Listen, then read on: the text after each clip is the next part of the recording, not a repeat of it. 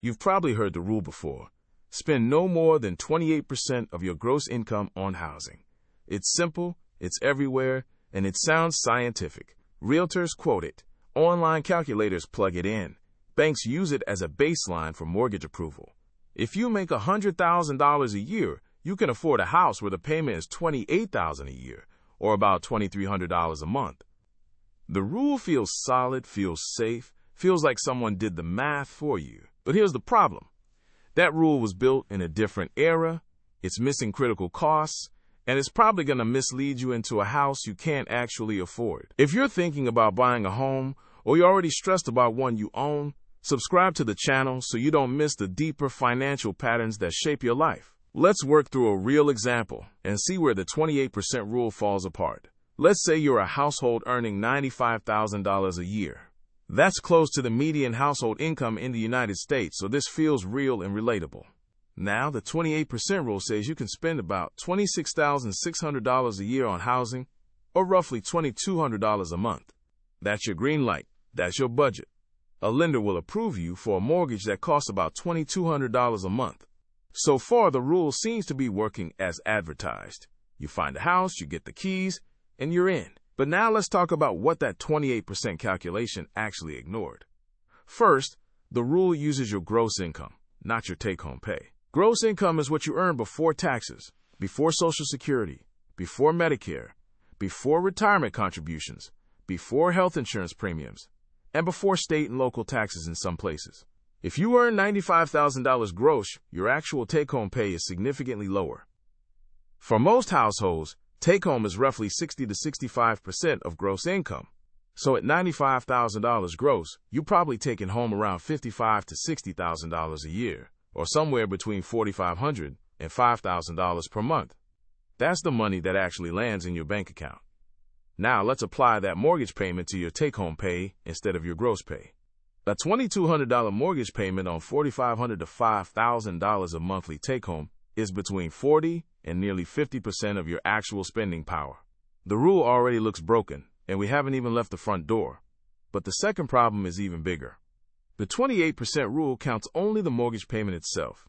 It doesn't count property taxes, homeowners insurance, or HOA fees if you're in a community with one. For many buyers, especially those pushing the limits of what they can afford, these costs add another $300 to $600 a month or more. So your housing payment just jumped from $2,200 to maybe $2,800 or more. On a $55,000 gross take-home annual income, that's now over 40% of your actual money before we've even paid for utilities, maintenance, or the cost of moving into the place. The calculator that seems so generous suddenly feels tight. But we're still not done, because the rule completely ignores the ongoing costs of owning a home. Utilities are the first hidden cost. Electricity, gas, water, sewer, trash, and internet are not optional when you own a home, especially if you're moving from an apartment. You're heating or cooling a whole house now, not a shared building.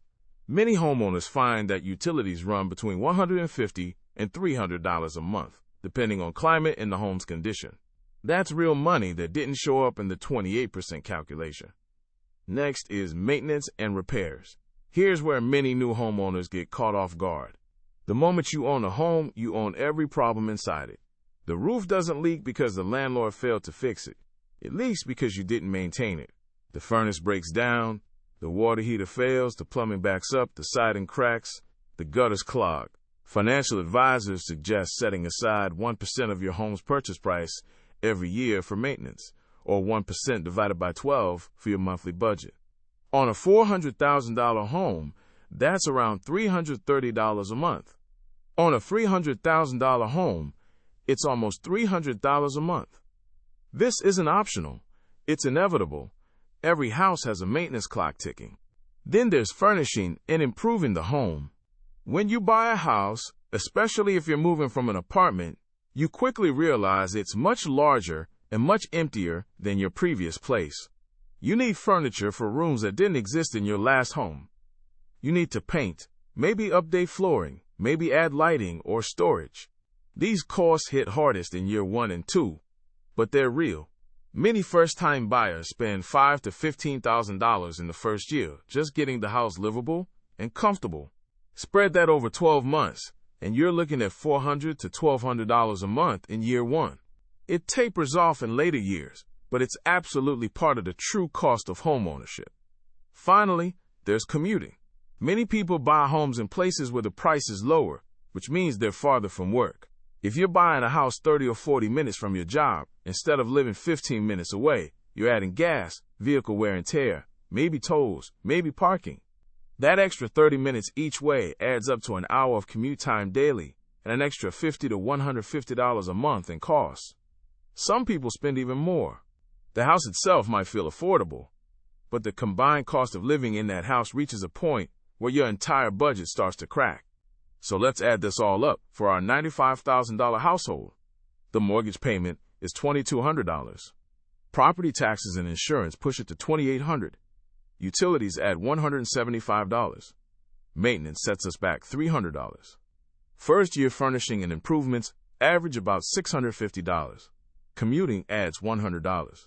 Suddenly, the total monthly housing and housing-related cost is $3,225. That's on a take-home of roughly $4,500 to $5,000 per month. That's 64 to 71% of take-home pay. The rule promised you could spend 28%. You're actually spending between 60 and 70%. That's not a rule. That's a trap.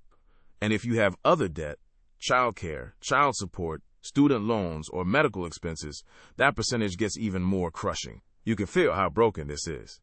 A rule built decades ago, based on gross income and a single line item, is steering millions of buyers toward homes they can't sustainably afford. But if the 28% rule is misleading, what should you actually use instead? Here's what works better. Instead of looking at gross income, start with your actual take-home pay. That's the real money you have to live on. Calculate what you can spend on all housing costs, not just the mortgage. Include property taxes, insurance, HOA fees, utilities, maintenance reserves, and commuting. If you like what you're watching, please give this video a like, because this kind of real analysis is what separates smart buyers from stressed ones. Add all those costs together.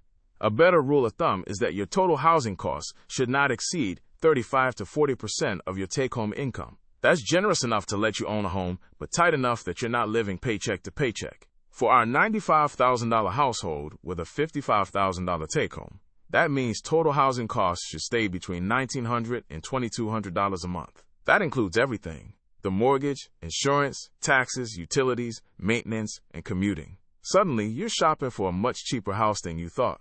There's another version of this rule that works well if you think in terms of debt-to-income ratio.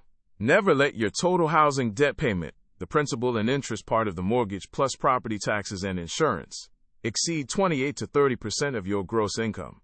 This is tighter than the old rule because it's actually enforced, and it accounts for the fact that you have other expenses. But even this rule misses utilities, maintenance, and commuting. The real wisdom is to work backward from your actual budget. Sit down with a spreadsheet. Write out every dollar you need for food, transportation, insurance, medical care, child care, debt payments, taxes, utilities, retirement savings, and emergency reserves. Subtract all of that from your take-home pay. What's left is what you can afford for housing, not 28% of gross, not a rule from a calculator. What's actually left?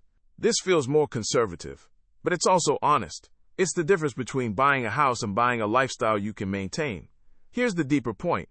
The 28% rule persists because it serves lenders and real estate agents more than it serves you. A lender who approves you for the maximum amount makes money on a bigger loan. An agent who sells you a more expensive house makes a higher commission. The rule that says yes is better for them than the rule that says be careful. You have to be your own advocate.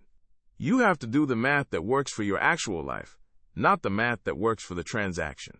When you buy a home, you're not just buying a house. You're taking on the obligation to keep it maintained, to pay its taxes, to upgrade it occasionally, to heat and cool it, and probably to commute to work from it. That's a package deal, and the package is a lot more expensive than the 28% rule suggests. The best buyers are the ones who approach homeownership like they approach any major investment, with skepticism about conventional wisdom and with a clear-eyed look at real costs. The 28% rule was built for a different time, and it's actively hurting your financial security. Use your actual take-home pay. Count all the costs. not just the mortgage. Stay under 40% of take-home for total housing expenses. Work backward from your full budget if you have the discipline to do it. Your future self, the one who isn't stressed about house payments and emergency repairs, will thank you for doing the math correctly now. Now you know why the 28% rule misleads so many buyers, and more importantly, you know how to make the right decision for your actual finances. Take these better rules, apply them to your next home decision, and let time prove them right. Subscribe so you never miss the next breakdown that actually helps you build wealth. Hit like if this video saved you from a financial mistake, and leave a comment telling me, are you considering buying a home soon? And what's the biggest fear holding you back? Let's talk about it. We'll see you on the next one.